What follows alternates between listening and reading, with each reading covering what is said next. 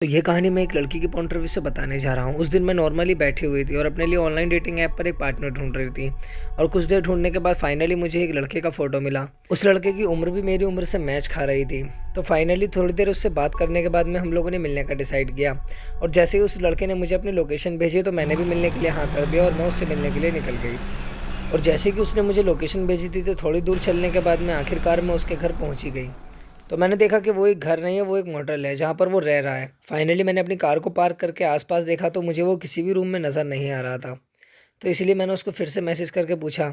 तो उसने मुझे बताया कि सॉरी लेकिन मैं अंदर ही हूँ, तो मैं अंदर ही आना होगा। और जैसे कि उसने कहा था मैं भी अपनी कार से उतर के उसके कमरे की ओर जाने लगी, लेकिन जैसे ही मैंने देखा कि उसके कमरे से कोई लड़का झांक रहा है। उसकी जो स्माइल थी वो बहुत ही ज़्यादा क्रीपी और डरावनी लग रही थी।